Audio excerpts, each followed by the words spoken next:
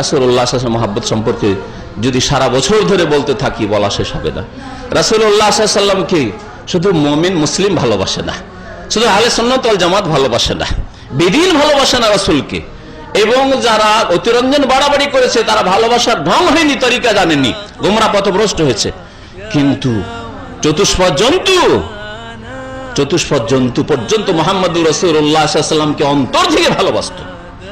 শুধু জন্তু না, জন্তু তো প্রাণ আছে, গাছে রাসূলুল্লাহ সাল্লাল্লাহু আলাইহি ওয়াসাল্লামকে, গাছপালা উদ্ভিদ ভালোবাসত রাসূলুল্লাহ সাল্লাল্লাহু আলাইহি ওয়াসাল্লামকে।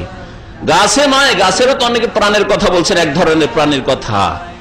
জামাদাত, পাথর, মাটি, পাহাড় রাসূলুল্লাহ সাল্লাল্লাহু আলাইহি ওয়াসাল্লামকে ভালোবাসত। শুকনো কাঠ, যাতে কোনো রস নেই, শুকনো কাঠ, লকড়ি রাসূলুল্লাহ সাল্লাল্লাহু আলাইহি ওয়াসাল্লামকে ভালোবাসত। এই যে প্রত্যেকটি কথা বললাম, এক একটি কথা যদি দলিল পেশ করি তাহলে দিনের পর দিন শেষ হয়ে যাবে। রাসূলুল্লাহ সাল্লাল্লাহু আলাইহি ওয়াসাল্লাম কে পশু ভালোবাসত। বিচার নিতে আসছে এক উট রাসূলুল্লাহ সাল্লাল্লাহু আলাইহি ওয়াসাল্লামের কাছে। রাসূলুল্লাহ সাল্লাল্লাহু আলাইহি ওয়াসাল্লাম এক জায়গায় অবস্থান করে আছেন, আর ওখানে একটা উট নবীর দিকে দৌড় দিয়ে চলে আসছে, কান্না ভাব নিয়ে, চোখ দিয়ে ঝরঝর করে পানি বইছে উটের।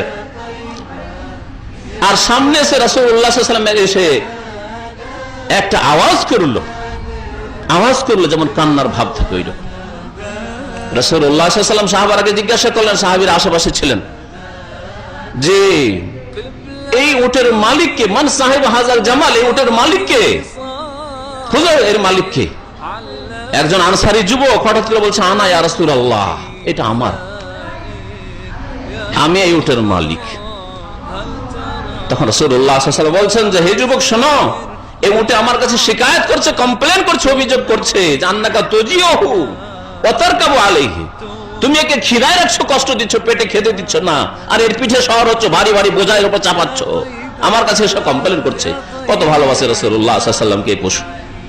খবরদার, তুমি এরকম কাজ করবে, কিয়ামতে জবাবদেহি করতে হবে। পশুর উপরে জুলুম করে যদি জবাবদেহি করতে হয় কিয়ামতে, ইসলাম শিখিয়েছে আহলে সুন্নাত ওয়াল জামাতের আকীদা, তাহলে মানুষের উপরে জুলুম করলে, অমুসলিমের উপরে জুলুম করলে কিয়ামতে জবাব দিতে হবে না? মুসলিমের উপরে জুলুম করলে কিয়ামতে জবাব দিতে হবে না? প্রতিবেশীর উপরে জুলুম করলে কিয়ামতে জবাব দিতে হবে না? আত্মীয় স্বজনদের উপরে জুলুম করলে জবাব দিতে হবে না কিয়ামতে? বাপ মায়ের উপরে জুলুম করলে কিয়ামতে জবাব দিতে হবে না?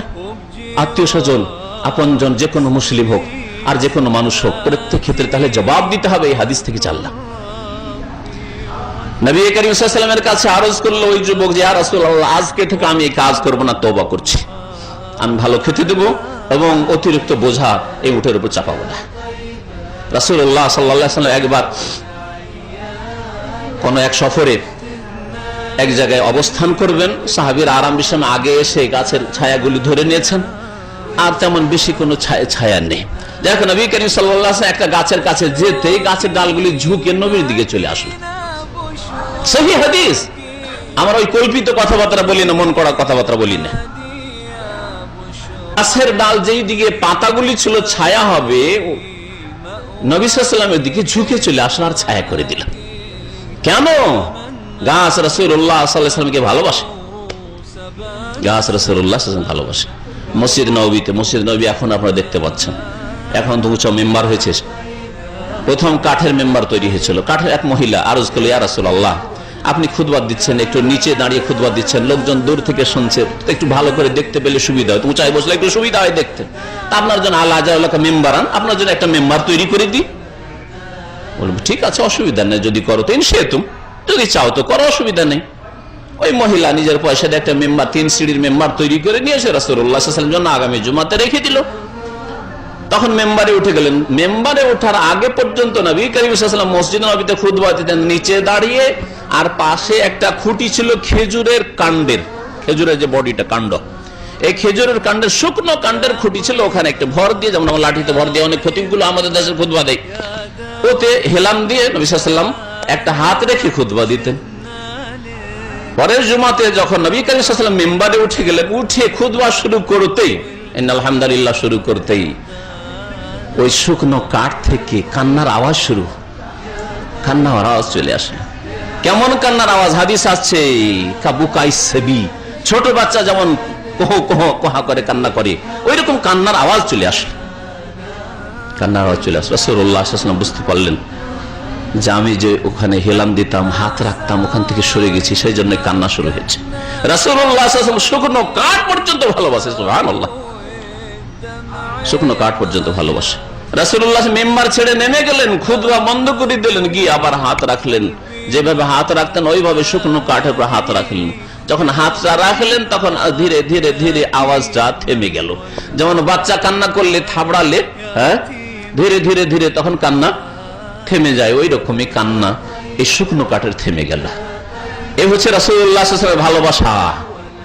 রাসূলুল্লাহ সাল্লাল্লাহু আলাইহি ওয়াসাল্লাম বলছেন তার সিরাতের কিতাবতে সহিহ সনদে প্রমাণিত যে ইন্নী লা আরিফু হাজারান বিমাক্কাতা কানা ইউসাল্লিমু আলাইয়া, মক্কায় আমি এমন পাথরগুলিকে চিনি যেই পাথরগুলি আমাকে দেখলে সালাম বলতো, আসসালামু আলাইকা ইয়া রাসূলুল্লাহ, আসসালামু আলাইকুম, এই কথা বলতো, পাথরে সালাম বলতো রাসূলুল্লাহ সাল্লাল্লাহু আলাইহি ওয়াসাল্লামকে। সাইয়্যিদুল মুরসালিন, খাতামুন নবীন, সৃষ্টির সেরা, আফজালুল বাশার, তিনি সমস্ত রাসূলদের শিরোমণি, মানুষের সবচেয়ে শ্রেষ্ঠ, আল্লাহ পাক রব্বুল আলামিনের সবচেয়ে নিকটবর্তী বান্দা, যিনি প্রথম জান্নাতের দরজায় নক করবেন, এই সমস্ত শ্রেষ্ঠত্ব থাকা সত্ত্বেও আল্লাহ পাকের উলুহিয়াতে, আল্লাহ পাকের কাজে, আল্লাহ পাকের গুণে সামান্যতম তার অংশ নেই।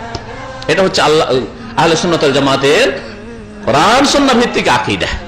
পক্ষান্তরে দুটো জাতি গোমরাহ হয়েছে রাসূলুল্লাহ সাল্লাল্লাহু আলাইহি ওয়াসাল্লামের ভালোবাসার ক্ষেত্রে। আল্লাহ পাক যেন রাসূলকে সত্যিকার অর্থে কোরআন সুন্নাহ ভিত্তিক ভালোবাসার তৌফিক দান করে।